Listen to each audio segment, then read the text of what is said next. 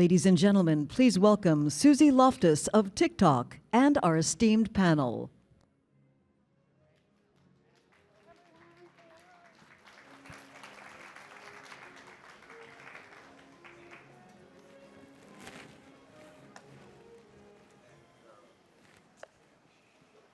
Hello and welcome. I'm delighted to be here, and I think you all are going to enjoy a really incredible conversation about the opportunities we have in a very connected world to actually improve our digital well-being. You're going to hear from academics, from two of our beloved creators, so you're going to want to make sure you take out your app and get their handles so that you can follow them and learn more. And you're also going to hear from people who are taking this work and scaling it across the globe to make sure that we're maximizing our opportunities. I want to start by saying I didn't expect to work at a social media company. I come from, like many of you, I spent 15 years in the public sector as a prosecutor, special assistant attorney general, and president of the police commission in San Francisco, California. So I spent my career building safety in a place, a city or a state.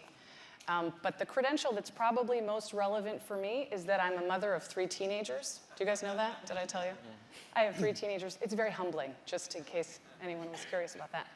And so there's this idea for me of, if we're building safety in a place, but our kids get on a bus or they go with their friends, are we also taking every opportunity we can to build safety online? And so that is at the heart of what we do at TikTok, Safety by Design. So in the conversation that we're going to have today around digital well-being, mental health, mental well-being, the question is, what are the things that we can all do to make sure we're maximizing the opportunity that we have? At TikTok, there's a few things we do. One is we have a safety center where 500,000 people every month go to learn more about mental health and digital well-being. Next, if you search up on TikTok, for those of you who are users or creators, if you search up depression, autism, trauma, you're going to be directed to experts. You're going to be directed to local mental health experts that can provide you with reliable information. That's what we're going to talk about today. How do we connect people in a moment to reliable information that can help them and support their mental health and well-being? So what I will say is TikTok is fueled by the magic of our creators. So it is the absolute heart, and again, the word that I always come back to is the magic. And so we're going to hear from 2 of our creators who share content, who share their stories about mental health and their profession to make sure that they're connecting and using TikTok in innovative and new ways. But let's start off framing the conversation in research. Right? So Amanda Yarnell, you are Senior Director at the Center for Health Communication at the Harvard Chan School of Public Health, and you've done some research on this subject. Can you tell us about what you've learned? Yeah. So thanks so much for having me, and wonderful to be on this panel. I really appreciate the opportunity. So what we've learned in the past year, I'll tell you a little bit about the work we've been doing. But really, the bottom line, I think I'm a journalist by training, so I'll start there. The bottom line is that creators like Nadia, like Judith, can be powerful and effective communicators of health information, including about mental health, if they are given the right supports. Right? So I'll tell you why I think that. And it starts with the fact that increasingly young adults, they are looking to these platforms for health information, and they're trusting the information that they find there, right? But the same platforms, we know it's a mix of content, right? There's great content like the folks here make, but there's also a mix of misinformation, anecdotal information, right? It's uneven. And people are looking, including our young adults, for direction, right? What to value and follow and what not to. And so we thought, so sorry, I've lost my mic. We thought that we would start by looking at doing this as a randomized controlled trial on TikTok. If we gave creators the same kinds of supports that journalists like myself get when we're spreading health information, equipping people to make healthy decisions about their lives, including about their mental health and their well-being, what would happen, right? So we started this as a randomized controlled trial, launched a creator program, but we built it as a field experiment with our laboratory being TikTok. Very appropriate since so many of those young adults are using TikTok right now, so many of us other adults also, parents as well. And so anyway, so what we found when we did so was that creators who used our supports, relatively simple evidence toolkits, were more likely to make mental health content, high quality mental health content, and then they were more likely to see that health content circulated on TikTok. So it got millions of more views than it did before. So we think that, you know, this is indication that these kinds of scalable supports could be really useful for creators all across to really scale up the kind of evidence-based information that could cut through that noise of misinformation and anecdotal noise. Now we're looking at some other things. We're looking at how that shows up in the comments on TikTok, right? So not just how does it affect creators' behavior, but how does it affect the audiences? And I think we have some very suspicion that that there's something there, that it does flow over to the audience. But meanwhile, we're more generally thinking about what is the toolkit? What do we need to put together? What's the playbook for making more creators like Nadia, like Judith, stay in this game and lead there? And we think that some research that we published just this week suggests that bringing creators in person together with public health leaders can really not only change their content strategy and how they think about content, how they fact-check content, some of all those things that we would like to see all great health communication do, including about mental health. But also they build a network with one another that supports that work and sustains them. So we think that that's a big piece. We're thinking about how we scale those supports, how we make them more available, those kinds of summits to incentivize creators to do this work. So we think there's a lot of things in that toolkit that public health has to do. And you know, I think platforms also obviously play a role in terms of making sure that that evidence-based content is prioritized over misinformation. Mm-hmm. So I think my mic's working, yeah? Okay. So speaking of amazing creators, Nadia, you're not just an amazing creator who has 2.8 million followers on TikTok, but you're also a registered social worker and you work in the field of mental health. You'll tell us about that. So you share informative videos about your journey and provide tips. I was sharing with you, I got a few from her feed this morning that were very helpful to me in preparing. So what got you started on TikTok? Yeah, thank you for having me here. At the beginning of the pandemic, the COVID pandemic, I was having my family members and my friends reaching out to me asking, how do I deal with this stress? How do I deal with this depression and this anxiety? So I wanted to create something evidence-based that I can just send to them and help them cope with what they were going through. So I started posting on TikTok, like many other people at that time, with the intention of it only going to them. But then my audience rapidly grew, and I think overnight at one point I gained 1 million followers. And I was like, wow, this made me realize so many people were struggling and so many people were looking for this type of support. And I think TikTok was the first and still one of the only platforms that allows creators to make accessible and digestible content. And it's a really good first step for educational content. But as a mental health professional, I knew that it wasn't enough. Like, it was enough for the education, but there needed to be more supports out there. So because of my experience on TikTok and because of my community, I was able to create a platform called Cocoon Connects, which is a mental health app that connects therapists to clients in a way that's never been done before. And similar to the way that my TikTok rapidly grew overnight, so did the app. And I was like, this is 2024, people are obviously still struggling and still looking for this support.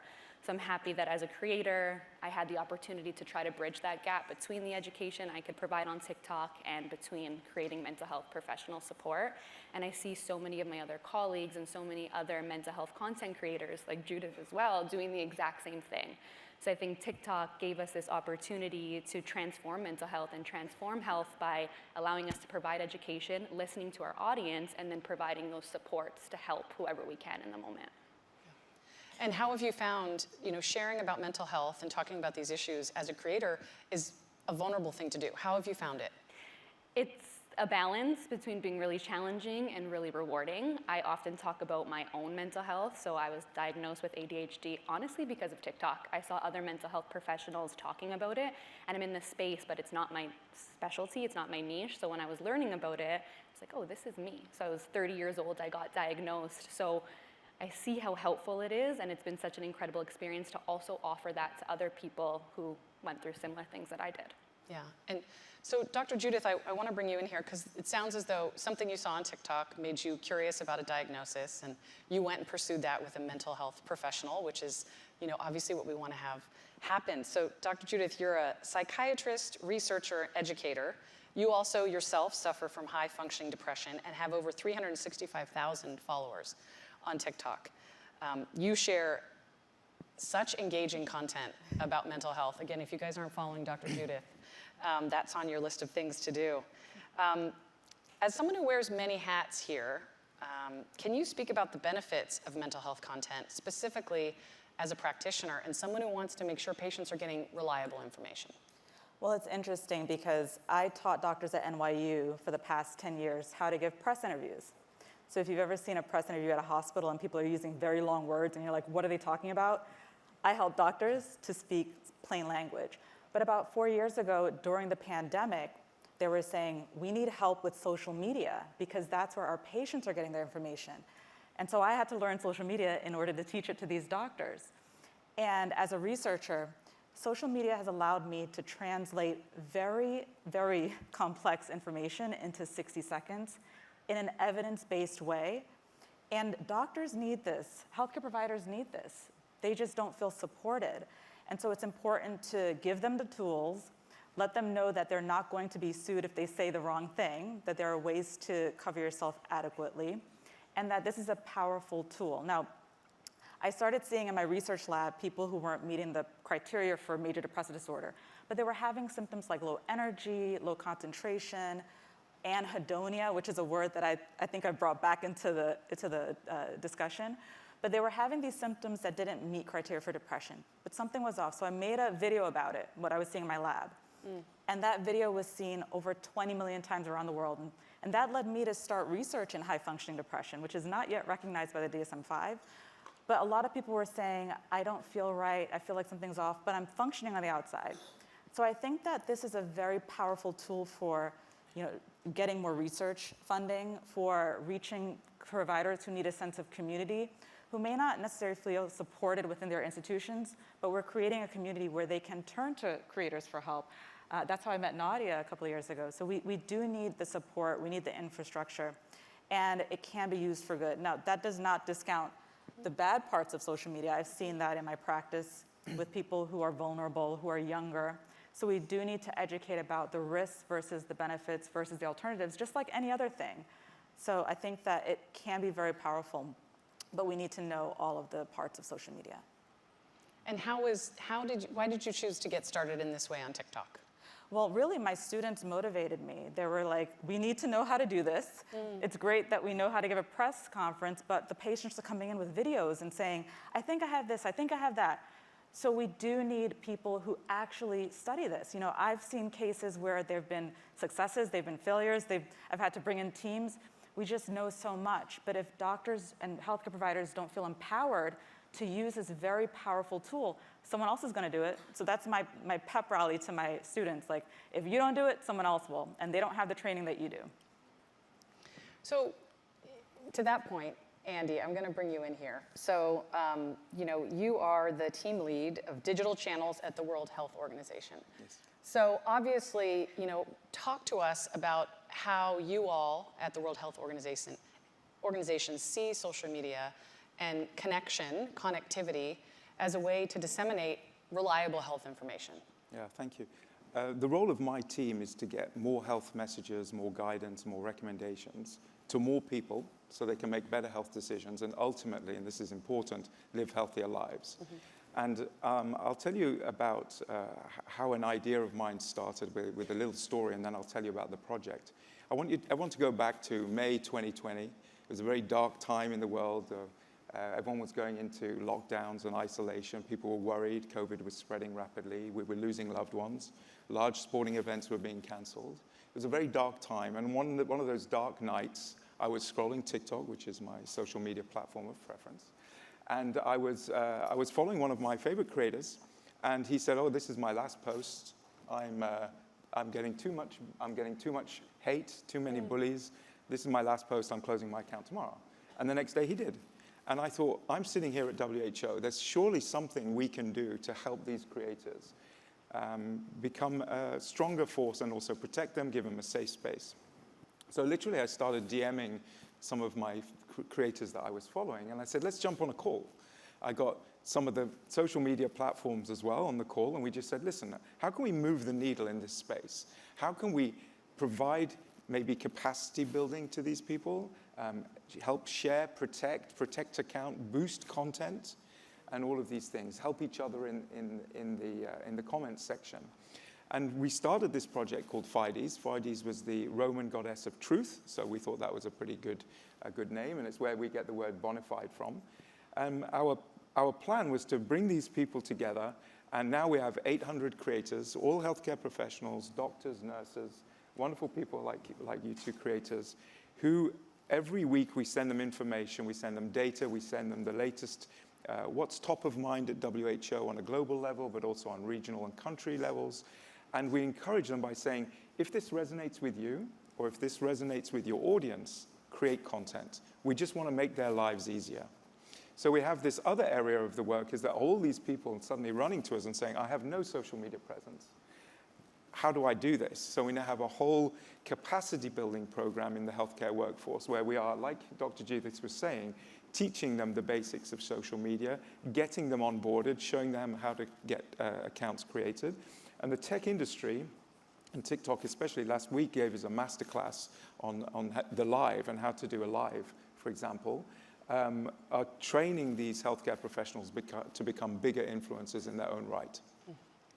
And so ground that, Amanda, for us in the research, right? This has a stunning impact on sense of agency and ability to get reliable information out. Yeah, I mean, I think I'm mic'd. Like Andy said, we're doing the same thing at Harvard, but just locally with our Harvard Med students and things like that, our School of Public Health students. But absolutely, like it suggests that all these sort of training, these supports, the education that we might provide, it shows up, it matters to creators, it shows up in their content, and our preliminary work suggests it also affects their audience in a positive way in terms of how they think about public health. You know what I love about using creators and working with creators is, first of all, they're very credible people, right? Because the most trusted voice on the internet is probably a healthcare professional, right? But one thing from WHO's point of view that we really appreciate is your ability to come across with all the human aspects that an organization like ours can't. Humor, wit, frustration, and add that local flavor to everything that you're doing for your audiences. And I think that's a huge added value of working with competent and growing social media influencers. It's so exciting and fun. Our content becomes interesting. Yeah, I would say like that matches with what we know about health communication research, which is that the traditional institutional authority voice is less compelling to people, less trusted than the one that we feel like we have a connection with, some authenticity, the kind of authenticity that creators like Nadia and Judith are creating. And I think that's the power of this panel and this discussion. If you notice, and I want to thank our incredible TikTok team that works with all of you and with me to bring us together, that it's not just on the creators to do this. It's not just on large organizations that can build infrastructure. It's not just on academia. This really is something where we all have something to bring to the table to move from connectivity to connection, right? We all know that we have connectivity, but are we getting connected to the most important things that impact us? And so as we round this up, I want to rapid fire. What is the thing that you're most excited about for the future of this conversation? And I want to say this to our creators. You get two things.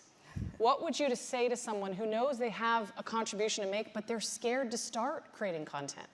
They're scared. There's a barrier, right? I know some of you out there. I see you. You're thinking that maybe you want to do it, but you're scared. What do you say to them? Yeah, I was definitely scared too, and like I said, I just wanted it to go to my family and friends, but you never know who you can impact and the difference you can make, especially in the healthcare field. Even if it reaches one person or two people, you're making a difference. So try to stay consistent and just try to push yourself to do it. Dr. Judith. I would say do it afraid. It's okay to be afraid. Do it. We need you. And like I said before, like I tell my students, if you don't do it, someone else will, and they may not be the best person doing this. Andy. I'm very excited about the future. FIDE's project was created in my own echo chamber of a white European male on Anglo-Saxon content. And we are very excited to be expanding now into different languages, markets, regions. We've been doing that since the beginning, but we've really made a concerted effort in the next 12 months, especially focusing on mental health issues, which is a universal problem that I think everyone can put their hands up and say, we need some kind of mental health support at some point in the last few years. That's right. So I'm very excited about that.